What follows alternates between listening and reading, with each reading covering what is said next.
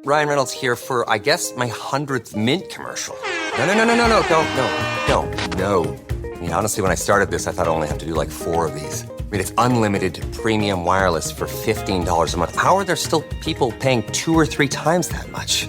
I'm sorry, I shouldn't be victim blaming here. Give it a try at mintmobile.com/save. Whenever you're ready. $45 upfront payment equivalent to $15 per month. New customers on first 3-month plan only. Taxes and fees extra. Speed slower above 40 gigabytes. See details. I just MailChimped my marketing. You MailChimped your what? I MailChimped my marketing with AI to create an effective marketing campaign in minutes. No, MailChimp and Way. Yes, MailChimp and Way. Now I can hyper-personalize my campaigns across email and SMS. You can do all that with MailChimp? What did I just MailChimp and say? MailChimp your marketing with the #1 AI-powered email marketing and automation platform, Intuit MailChimp. #1 based on publicly available data on competitors' customers. Plans vary. SMS available as add-ons. Visit MailChimp.com.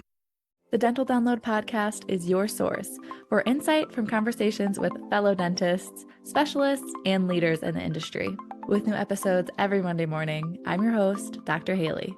Let's get into this week's episode. Hello, everyone. Welcome back to another episode of the Dental Download podcast. Happy Monday if you're listening to this right when it goes up. If you do, I'd love to know. Send me a message if you listen every Monday or if you just listen as you have time. I know a lot of people actually go back and listen to quite a bit older episodes. For example, if you're a first-year dental student, you might be going back and listening to my episodes as a first-year dental student to get tips and hear my experience back at that time, which is so cool. And it makes me so happy that I have all of those years documented from finishing undergrad through starting dental school, pre-clinic, into boards, into licensing, into finding my first job, and now being months into my first job already. But we're going to be talking about something that's applicable no matter what stage you're at in your dentistry journey, and that is healthy habits with a busy schedule. Of course, this is going to look different for everyone, but before we get into how I personally try to have healthy habits with my busy schedule that honestly was busier during dental school compared to now, but I'm sure once I end up having a family and everything on top of dentistry, then it will be very busy again. But I'm bringing in all of my best tips, lessons learned, experiences over the years to give you some advice for creating, cultivating, nourishing those healthy habits when it comes to anything for our well-being. But before we get into that, I want to do my typical intro for a solo episode, which is going to be life update, something I learned this week, what's motivating me this week, and then my recommendation of the week. So life update, I'm recording Sunday night right before this episode goes up. I just got back from a long weekend vacation with my fiance's family. We were there Thursday and I left Sunday morning. It was mostly very, very chill. Family time, relaxing time. We were in Hilton Head, South Carolina.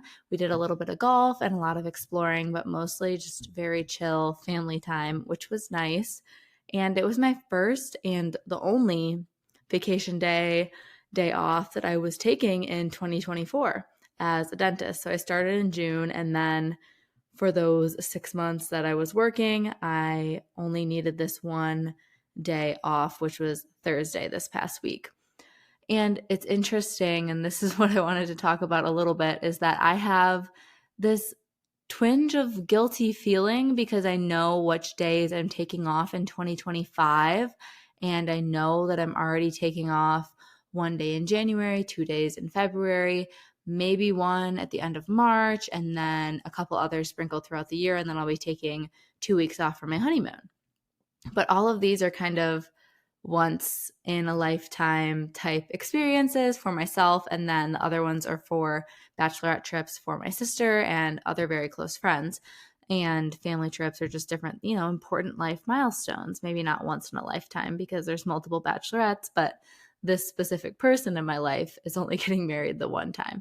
So it's just interesting to me that I feel this twinge of guiltiness, or it just feels weird to be not working those few days next year. I haven't felt the need for a vacation at all because I have such a lovely work schedule Monday to Thursday getting off at 2. So it's a little more than 3.5 days, but we can call it 3.5 days if you'd like.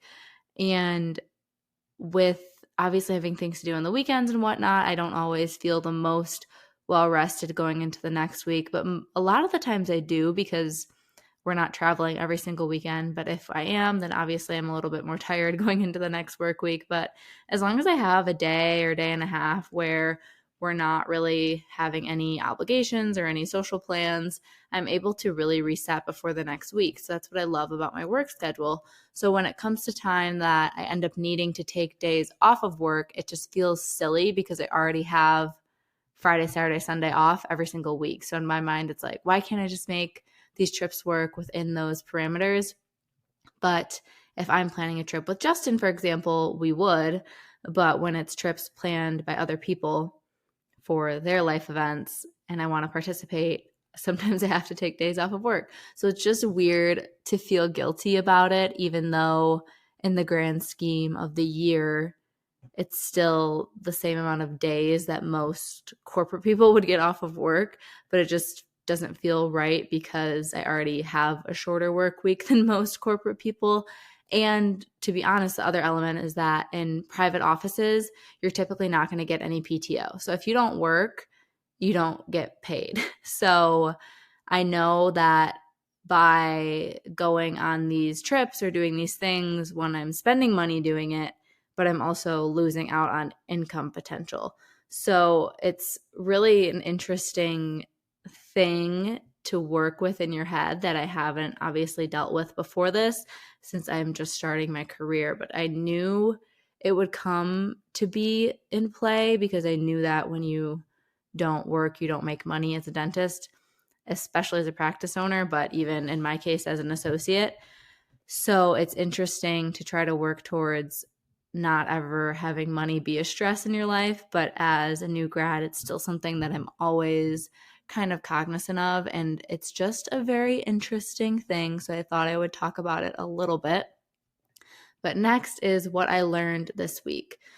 So this past week of work, I'm going to be honest, I was very stressed out, not so much during work hours, but after work hours. I was venting to my fiance that, oh my goodness, I'm just dreading this week because Tuesday and Wednesday have these different people coming in, and I feel like I've been disappointing them, and I feel so bad that they're having such a hard time, and I just feel really stressed. I just want them to be better so that I can feel better.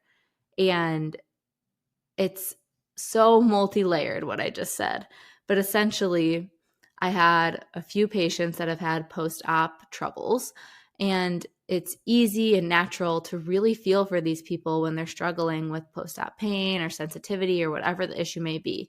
We're very empathetic and we really want them to feel good, and you're providing them a service and you want them to be happy with it and you want to fix their problems. But occasionally it's not so cut and dry that you do your dentistry and then they feel great and everything's all sunshines and rainbows.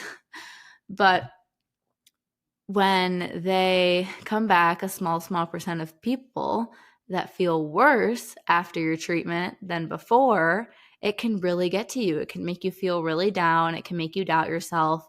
It can make you frustrated. It can make you stressed, that knowing that someone is feeling bad because of what you did, sort of. So what has helped me through that was two different things. One, it was looking at the bigger picture. Yes, of course, that individual patient matters so much, but honestly, it was helpful to get myself out of any possible imposter syndrome or self-doubt by running the numbers report in the system and seeing that of 100 crowns that I've done, okay, 2 people have had post-op problems that were a little bit more significant. So really, it's not as bad as it feels statistically. But of course, those 2 people still matter a lot. Don't get me wrong. So what did I do to fix it? Fixing it was doing the right thing. Fix it. Start with the most simple things and the least invasive, and then work your way through from there. Sometimes for other situations, the simple fixes fix things, and they're not the ones that are causing me stress, like this scenario is talking about. But in this case, it ended up coming down to redoing the procedure start to finish because we had already exhausted time and time again the patient coming in, more simple adjustments. Okay, we'll try this time. We'll try this again. We'll try something different this time, and give them time in between to try to feel it out, see if it feels better, and just never felt better. So just know that sometimes things are not going to go well in dentistry, and that's part of dentistry, and you're not a bad dentist. And know that almost every single thing in dentistry is fixable somehow. Transitioning to the next part of the intro is what's motivating me this week. So as we're closing in on the end of the year, we're heading into the end of October, it's making me want to go back and reflect on my personal 2024 goals, as well as my goals I set in June as a dentist, just starting at my practice with my team and our coaching program. So those were goals for what do you want to accomplish each month, but what do you want to accomplish by the end of the year, so in the next 6 months. And it's so interesting to check in and use this opportunity to see if there's anything else that I can do in the next 2 months to get myself closer to my goals, or if I've already accomplished them, how can I push the limit even more and surprise myself and make myself even more proud when we hit December 31st. So I challenge you all to do that as well. Reflect on your goals for the year and either set new ones to keep growing, readjust them, figure out how you can get as close as you can or how you can push the envelope even more. And my recommendation of the week is ErgoLoops. This is not a sponsored segment, but I am still so obsessed with my Andau loops, and I seriously think in an episode about health and wellness, it's so key for me to mention wellness through working as a dentist is highly, highly, highly helped by proper ergonomics. And it's so much easier to have proper ergonomics when you are forced to by using ErgoLoops. You won't be able to see if you don't have proper ergonomics once you're wearing the ErgoLoops. And that might seem daunting, but you get used to it and you're forced to sit with wonderful posture while you're working. So if you're graduating soon, or you're just starting school, or you're already practicing, there's no time like the present, because you're never going to have more time in your career than you do today. So I highly, highly recommend making the switch to ErgoLoops for your own health and longevity. And again, personally, the brand that I use is Andau. And if you have any questions about that, you can always message me on Instagram. And before we get into the actual topic of the episode, healthy habits with a busy schedule, I would love to have a word from our sponsor this week. What do you think of when you hear the name ADEC? If you said dental chairs, you'd be right. But did you know that along with comfortable, reliable chairs, they have everything from dental lights, cabinets, and mechanical room equipment to handpieces and infection control products? What's more, everything ADEC designs and manufactures is made to help your team enjoy better workflow, efficiency, and comfort, saving time and supporting proper positioning for improved wellness. You can streamline your workflow with one visit to adec.com, because equipment is everything for dentists, and ADEC has just about everything. Okay, so I'm going to be breaking down this healthy habits into 3 things: well-being, meals and nutrition and fueling your body, and then fitness. So before we get into either of those 3 subtopics, I think it's really important to go into health and your own health journey by deciding on your style and what that means to you. So I would say there's kind of 2 ways to approach health, and that is a consistency over everything sort of mindset, or I have 2 modes of health, which would be what I do on a work day and what I do on an off day / weekend. Personally, I probably live more towards the workday health to non-workday health, but they're all similar, and that's what works for me. But for someone else, it might be they have to do the same thing, whether it's a work day or a weekend. And that's the only way that they're going to truly create an actual habit. So certain things in here I do regardless, and those are habits, but other things I'm a little more lenient on a non-work day. For example, I don't wake up at 5 a.m. when I don't have work, but other people might do that anyways and just fill the early hours in the day with a hobby or a project or something else because for them, their sleep routine is sacred. And I think for me, it would be a lot easier if I was even more consistent on the weekends and stuck to the exact same sleep and workout routine. However, with our current life phase and social life and traveling, that just really isn't realistic unless I want to sacrifice of missing out on things, but I don't. So if you're in a place where you're able to make that sacrifice, I think being fully consistent with your sleep times, your wake times, your food, your exercise is the easiest way to make these lifestyle habits actually habits and part of innately who you are. But of course, it's going to look different for everyone. And I hope this gives you some ideas to shape your own version of health and how you can incorporate that into more of your day-to-day routine. I would say that the book Atomic Habits is great for this, and it's a really, really good book for mindset development. So check that out if you haven't already read it. But we're going to start with food and nutrition intake. So personally, I started following more of a mindfulness way of eating during dental school, but in D4 year is when I started to make the actual health of what I was putting into my body a bit more of a priority. I had been dealing with microbiome issues for 7 years, and they were pretty significant to the point where I had a lot of discomfort with eating all the time. And since this past summer is when I finally got with a doctor that was able to help me figure things out and truly feel like it's healed me. So that's been amazing and opened the doors a lot more for me lately and motivated me even more towards health, because when you're dealing with a health issue, sometimes all you want is just to be better. And then you make all these bargaining promises that, oh, if I get over this flu, I'm going to go and run a mile because I wish I could run right now. Things like that. You kind of get that grass is always greener, or just you're more grateful for what you could have when you don't have it anymore.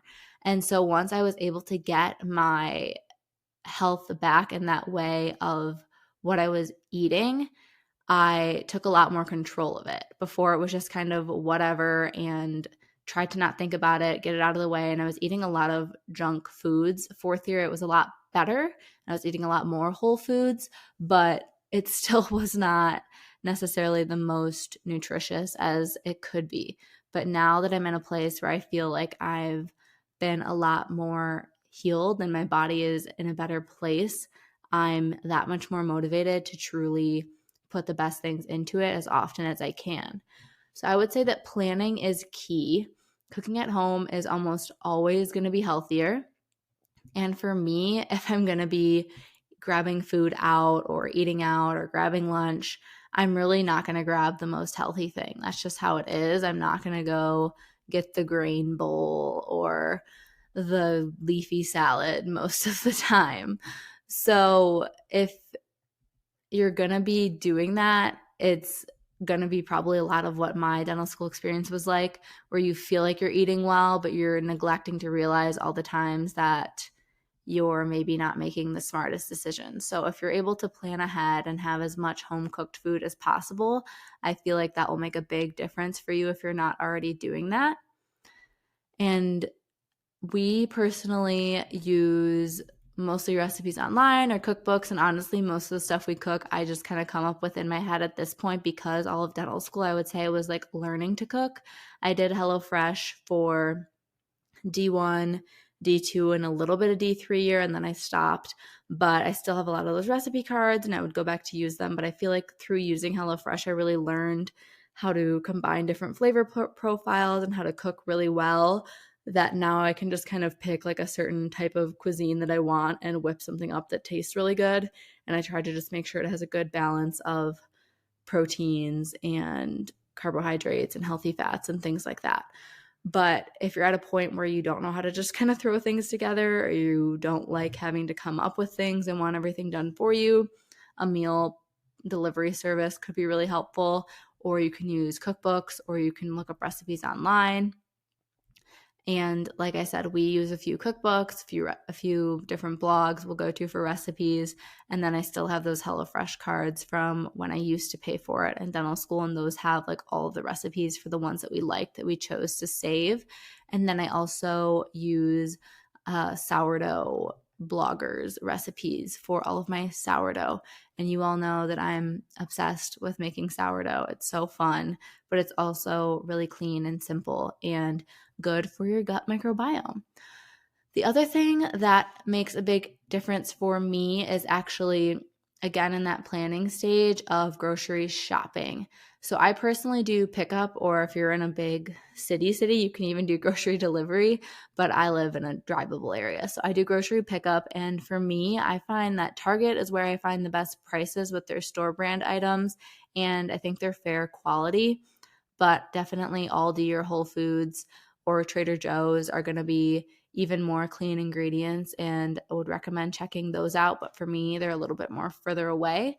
But I really like doing the grocery pickup because I can get the most bang for my buck. You can see all the sales, and you can look at all the ingredients on there and think more about your purchases before you put them in your cart. And it definitely saves me from buying things that I don't need, or buying too many things that lack nutrient density. For example, I'm not going to buy Goldfish and Dots pretzels and Cheez-Its and tortilla chips all in 1 week. Once I see them in my cart on there, I'm like, okay, slow your roll here. Let's reassess what we're buying.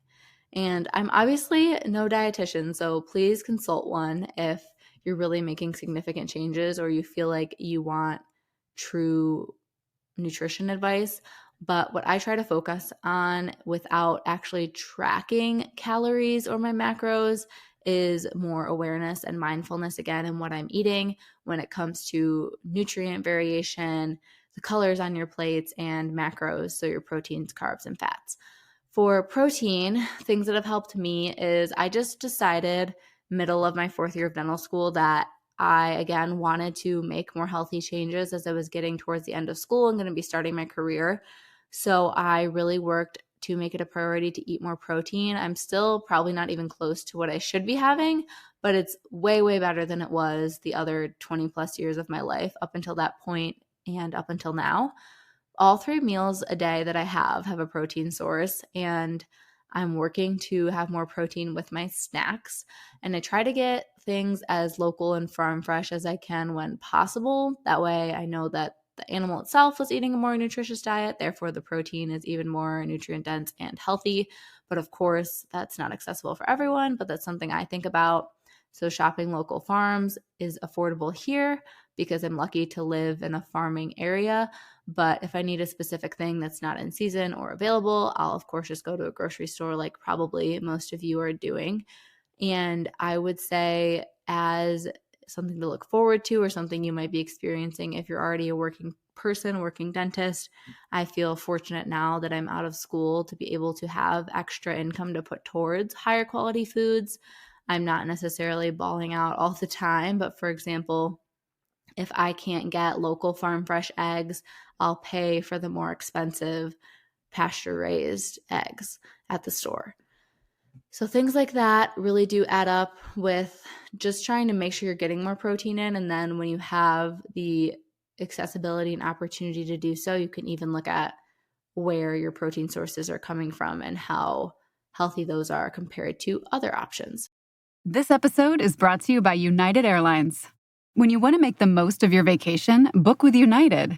They're an airline that cares about your travels as much as you do. United is transforming the flying experience with Bluetooth connectivity, screens, power at every seat, and bigger overhead bins to help fit everyone's bag. And with their app, you can skip the bag check line, get live updates, and more.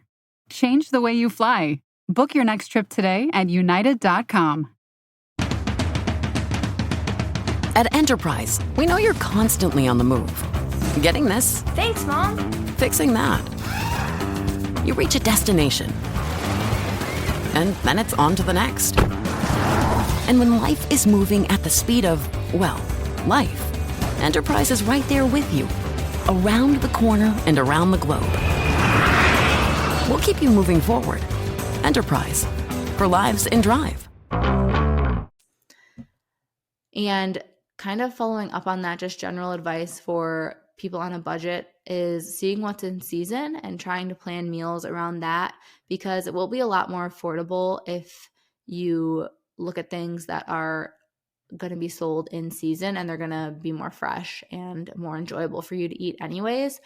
So try to go to a local farmer's market if you can, and they usually have things there, like the actual produce I find are reasonably priced at farmers markets, again, when they're in season. And I know our farmers market back in Ann Arbor, where I went to dental school, even took like SNAP, EBT. So that's something to think about as well. If you feel like it's maybe not accessible for you, see if there are other resources that maybe you're just not utilizing. So the next macro, carbs. You all know I love my sourdough, since I mention it almost every solo episode, but that is the main starch product I eat, plus probably rice, potatoes, and pasta. Ideally, I will be making my own pasta after the wedding if we get a KitchenAid mixer, but I try to think of carbs to not equal starch products. I try to also remember that carbs are fruits and vegetables as well when you're looking at your macros. So seeing if you can get carbs that have more, again, color variation and different nutrients besides just a piece of whole grain bread, which, is better than other options, but eating a vegetable is even better than that. So I definitely eat my fair share of fruit. I love fruit. I have it with breakfast pretty much every day, and usually on a snack when I'm driving home from work. By the time I'm out of work, I'm always so hungry, and I have a 30-minute drive home. So I always have to bring a snack, and I try to plan that ahead so that it's a little bit more whole food based instead of a giant bag of Cheez-Its, which I love Cheez-Its. Those are my guilty pleasure, I would say. So that's something I'm always working on improving, and I'm trying to find a way to incorporate more veggies and protein into my snacks, which I can think of a million ways to do it, but none of them sound appealing. It's something I actually want to eat. So in the mindfulness realm of things, I'm trying to come up with something that is appetizing to me, that is getting me more nutrients. So I'm always kind of working on that and trying to find new ideas. And veggies is probably the weakest point of my own diet, if I'm being honest. They're in all my lunches and probably 75% of my dinners, but rarely at breakfast and rarely at snacks. So portion servings, I would say I'm just not getting enough throughout the day at all. And, we all got places to improve that are unique to us. So I'm just being open here to say that for me, that is one of the biggest areas that I personally need to improve in my own health journey. And then the last macros, fats, I would say, especially if you are a woman, fats are so key to make sure you're incorporating into your diet and trying to get a variety when you can. Recently, I've been bringing dairy products back into my diet, which I spent all of college and dental school avoiding because I thought that I had some kind of sensitivity to it. But in reality, I just had a whole microbiome issue going on. And actually introducing Greek yogurt and different things like that have helped my microbiome. And now I'm trying to bring back in cow's milk to my diet. But for some ideas, again, I really enjoy Greek yogurt with granola or fruit. I also really love salmon, which I know has a lot of different nutrient values there. And we usually use avocado anytime we're doing any kind of Mexican-inspired dishes. And I'm definitely not perfect in any regard with my diet overall or with the amount of healthy fats I'm eating versus less healthy fats. But I would say really just working to keep growing and maturing your diet and your food intake to be more natural, less processed, more balanced, more color, more satiating by having more protein, keeping you fuller longer. You're going to be so much happier. And I personally feel like I look better, I feel better, I have more energy by the past 6, 7, 8 months of really making this a priority. And I know that's not just a coincidence. Okay, next topic is mental health and well-being. So self-care is great and all. Do not get me wrong. I've done many episodes about self-care and mental health and everything. I don't want to discredit any of that, but I think sometimes society, people broadly speaking, can get too caught up in ourselves. And this is a very popular topic lately and something worth looking into if any of this sounds kind of intriguing to you. But sometimes I think all of the focus in society on ourselves is actually doing more harm than good in some cases. So actually trying to flip the script and look more outward sometimes can actually make you feel a lot better. So I know my episode 2 weeks ago was all about things you can do to make yourself feel good, and I still love all those things. I still recommend all those things, but sometimes really service and fulfilling your deeper purpose in life is going to be much more gratifying than a quick little dopamine hit that we can do like my episode 2 weeks ago. So it's funny. I'm not trying to contradict myself, but I'm just saying there's levels to things in life, right? There's quick little fun things, and then there's maybe things that are important, but not as important as the biggest thing, you know, your deep purpose in life and service and being a good person to those around you. So that's the main thing I wanted to mention with mental health and well-being today, is actually really looking at serving your deeper purpose and serving others in a way that you value rather than being drained can really help your mental health. So if that's through your career, that's wonderful. That's a blessing if you find that fulfillment through your career. But if you don't, or if you don't in the present stage of your life that you're in, that doesn't mean that you can't. So really trying to find a way to, once you're aware of what you think your purpose is, live that out every day. It might not be, again, a service like being a dentist. It might be that you can make people laugh. And you should make it a priority every single day to make as many people laugh as you can, rather than just a couple friends and family that you might talk to. So less focus on yourself, the better, actually, is something I have found. And always be working towards a goal that you have, I also think is really key, and not in a way of burning yourself out or in a way of if you don't accomplish that goal, then you're a failure, but just giving yourself something to focus on that isn't maybe so fleeting, like how you look or how you sound when you're in a room with people, things like that. Looking at things on more of a deeper outer level. Also, I would say that personally, I stay in a good headspace through really focusing on spirituality, service, my family, and my friends. Those are key to my well-being. And then the other thing is sleep. Sleep is very important to my well-being, and I'm going to keep this very short and sweet, but personally, I do not feel my best if I don't get a full 9 hours. Sometimes I get between 8.5 hours, which is fine, but my ideal really is 9. And this for me means that I have to go to bed very early on work nights because I have to get up extra early if I want to go to the gym before work. If I'm not going to the gym before work, I still have to get up at 6 a.m. to have my normal morning routine, which was an episode a few weeks ago, if you want to hear more about morning routines and effective morning routines. But my general sleep tips are going to be listen to your body. Please do not scroll endlessly at night. I'm still not amazing at this either, but we're in this together. Put the phone down. Figure out how much sleep your body needs and try to get that. Stick to a consistent bedtime and wake-up time. Use meditation or prayer to unwind at the end of the day, and gratitude. I'm going to mention it again, the Hatch alarm clock for an unwinding routine at the end of the night and a smooth, peaceful wake up.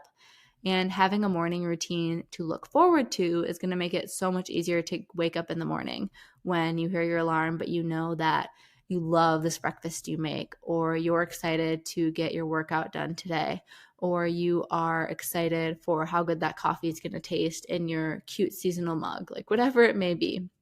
Have something to look forward to and enjoy your morning routines, which again, if you haven't listened to the morning routine episode, go back and listen to that one. It's just a couple weeks before this. So the last thing of the trifecta of healthy habits this week is going to be fitness. This is also going to be very short and sweet as a final section because I am no fitness queen. I don't have a ton of great advice here, but I'd say do what's best for you to get movement in. And honestly, what I'm guilty of, and this is just so easy to say that any movement is good, which is true, but I think we all know that truly challenging yourself to get stronger in strength training and challenging and improving your cardiovascular fitness is what's great. So it's really good to make sure that you focus on actually challenging yourself through fitness and not just complacency or checking a box. It's so hard to do that personally where I'm at, but I know that looking at other elements of my life, I might have thought that habits that I have now would have been so hard, and I can't imagine having that being attainable for me, but here I am living it. So I know that if I truly put the effort and energy into fitness, I can accomplish it, and I hope you all believe in yourself as well in that same way. But really, really going in and challenging yourself and allowing yourself to grow through fitness and health is what's going to truly promote longevity. So something that I'm going to be trying out that I was actually recommended by a podcast listener, hello, thank you, was the Fitbod app. So that's Fitbod. And it actually has a fairly reasonable annual subscription compared to other trainer apps or online trainers, different things you could look at or fitness programs you could join. It's a lot cheaper than any of those that I've seen, and I'm going to be trying out this week, so I'll let you all know how I like it in upcoming episodes. But basically, it's an AI-type program that gives you customized workouts for you based on what equipment you have available in your setup, and then they'll tell you the weights and the reps, and they're going to increase it the proper amount day to day to help you get stronger, and it gives you tutorials, and it tells you exactly what to do, so you don't have to plan out workouts ahead of time, but it's going to challenge you. And for me, I think it's going to be so nice because sometimes I just show up and just walk on an incline and, like I said, check a box.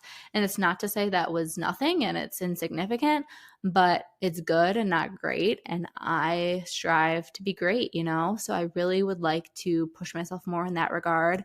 And maybe some of you relate to what I'm saying and we can kind of do it together.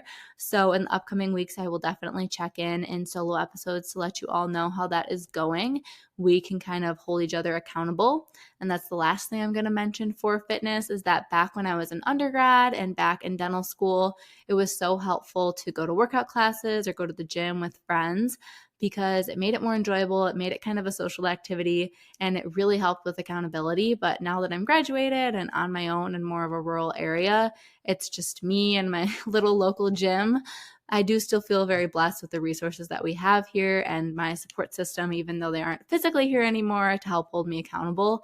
But I would really say that having accountability from someone for your fitness and all of your life goals is so helpful. I'm sure you know that, but maybe you haven't been holding yourself accountable or an accountability partner accountable as much as you should, or you haven't actively called them out and asked for their help. So this could be a challenge to do that and to kind of reset on things. And like I said, we're going to be in this together in that regard.